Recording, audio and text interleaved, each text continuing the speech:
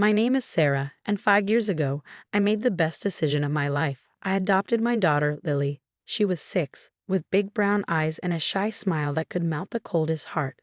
The moment I saw her at the adoption center, I knew she was meant to be mine. Are you sure about this? My mother asked when I told her my plans. You're only 30. You've got time to find someone and have your own kids. But I didn't want to wait. I had a fulfilling career as a pediatric nurse, a cozy home, and so much love to give. I didn't need a partner to be a great mom. The first few months with Lily were challenging but beautiful. She was quiet at first, her big eyes always observing. Slowly, her personality began to shine. I discovered her love for drawing. She could spend hours sketching butterflies and rainbows. She had a tender heart too, saving half her sandwich every day to feed the backyard birds. My family needed time to adjust. Most of them came around eventually. My parents adored Lily's gentle nature, and my younger brother, Mike, became her favorite uncle with his endless jokes and piggyback rides. But my older brother James, his wife Rachel, and their kids, Emma and Lucas, that's where everything changed. The first time Lily met Emma and Lucas at a family Christmas gathering, I had high hopes. Emma, 7, was just a year older than Lily, and Lucas was 5.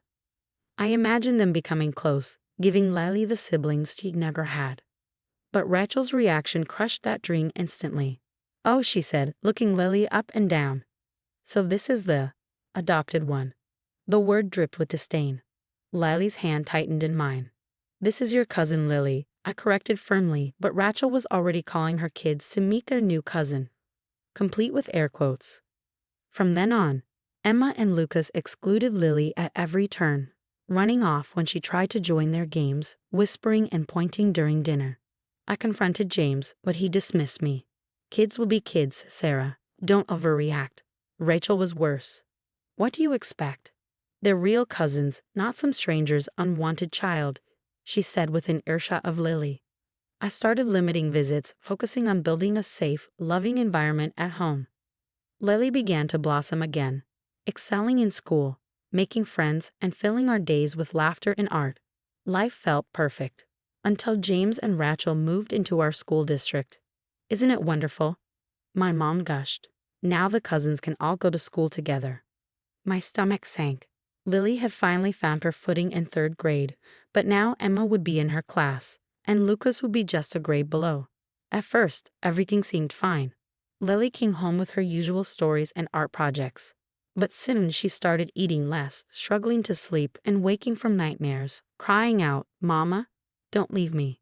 When I asked what was wrong, she stayed silent, but I noticed her sparkle fading.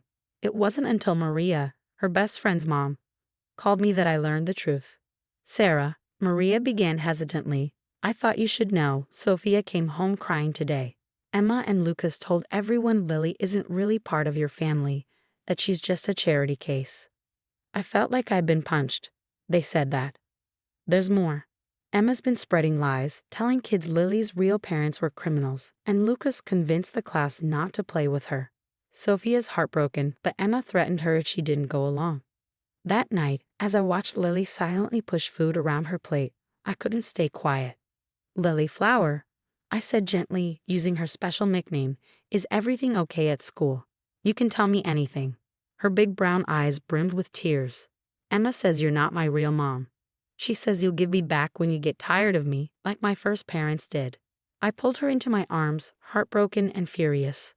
Listen to me, Lily Flower. You are my real, wonderful, perfect daughter. I chose you, and I will never, ever give you up. Promise, she whispered. I promise with all my heart.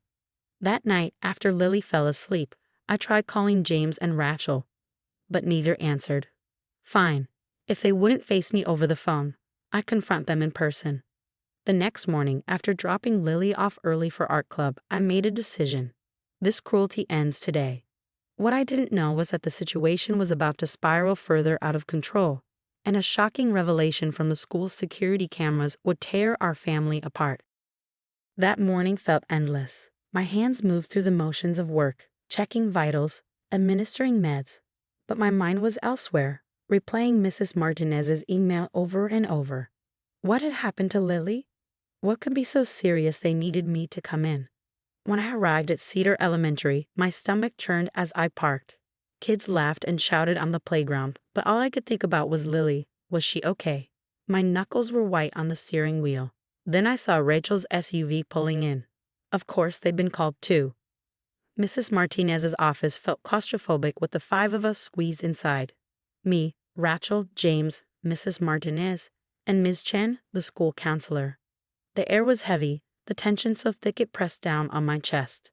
"Thank you for coming," Mrs. Martinez began, her tone serious. "We've called this meeting due to some troubling incidents involving your children. I believe it's best if I show you." She turned her computer screen toward us, and the room fell silent. My pulse thundered as the video began to play. Lily stood by the water fountains, clutching her books. Emma and Lucas cornered her, their faces smug. The audio was crystal clear. "You don't belong here," Emma sneered.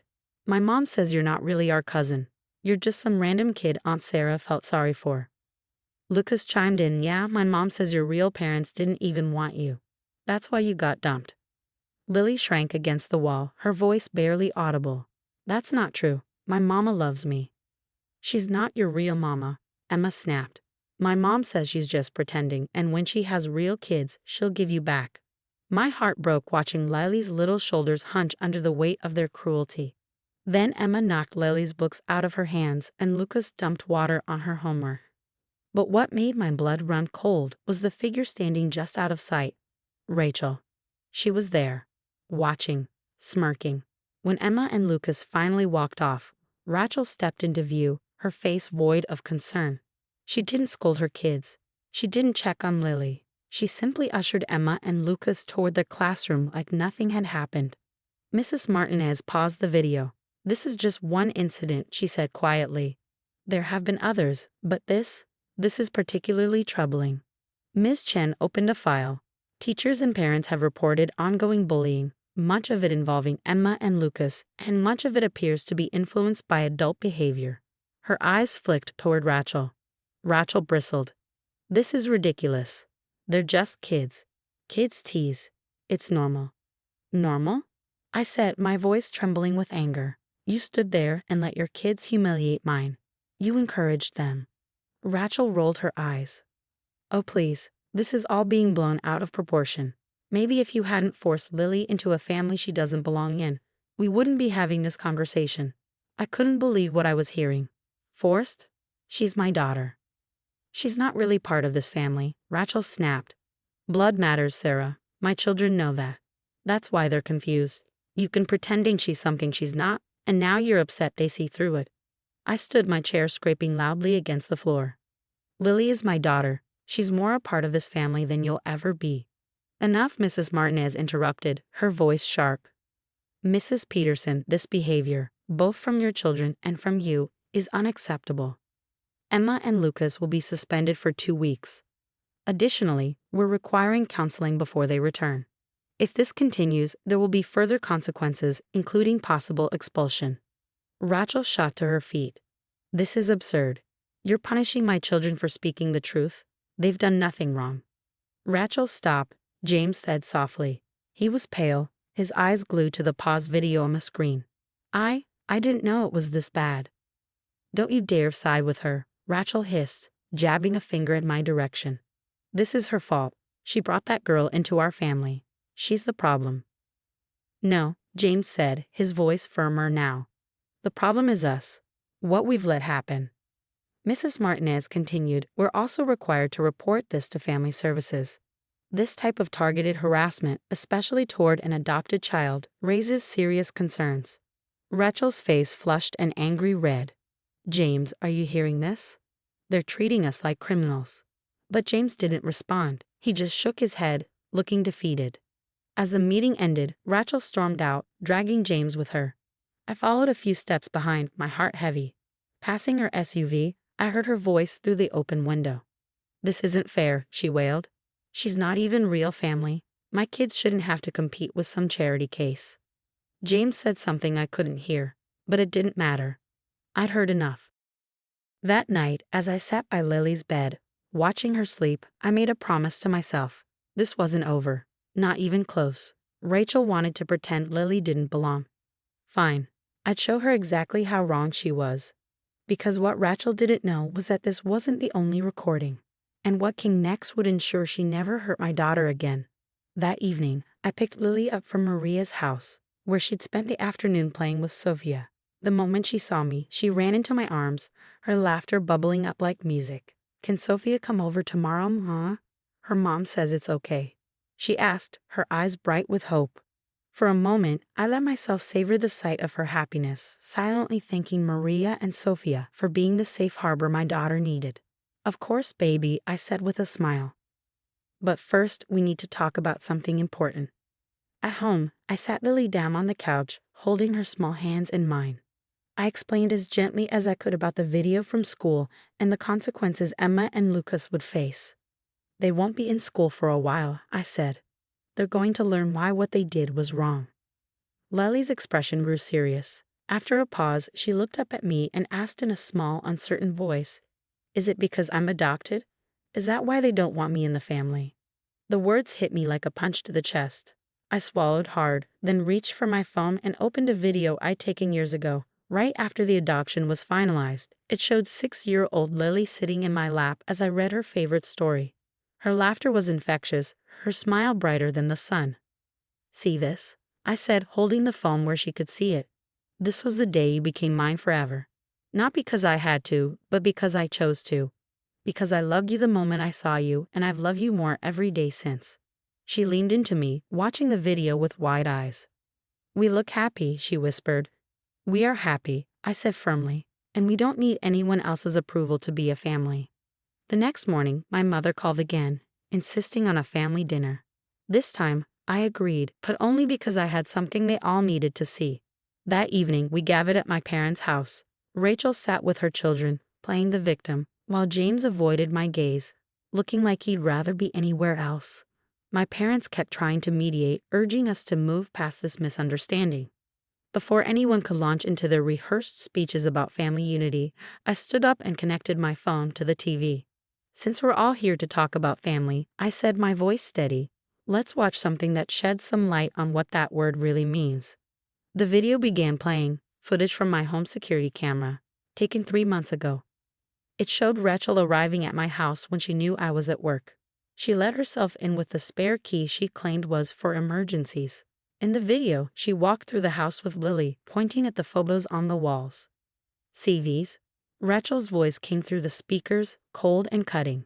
"These aren't your real family photos. Your real parents didn't want you. Aunt Sarah just felt sorry for you, but one day she'll have her own kids, and then where will you be?" The room fell silent except for the sound of Rachel's voice. I played more clips, Rachel coaching her children to exclude Lily, Rachel making cruel remarks at family gatherings, Rachel systematically trying to convince my daughter that she didn't belong. When the final video ended, I turned to face the room. "I'm moving," I announced. "I've accepted a position at Children's Hospital in Denver. Lily and I leave next month." "You can't just take her away from her family," my mother protested.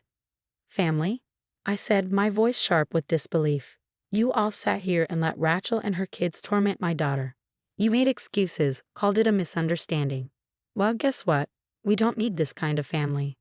I turned to Rachel, who was pale and trembling. "I've sent copies of these videos to the school board and my lawyer. If you ever come near my daughter again, if you ever so much as say her name, I will make sure everyone knows exactly who you are." We left that night and didn't look back. 6 months later, Lily and I were thriving in Denver. She loved her new school, where nobody questioned whether she was really my daughter. She joined the art club, made friends who adored her, and rediscovered her confidence. One afternoon, she came home beaming with excitement. "We're doing a family tree project at school," she announced, spreading paper across the kitchen table. She worked for hours, and when she was finished, she showed me her creation.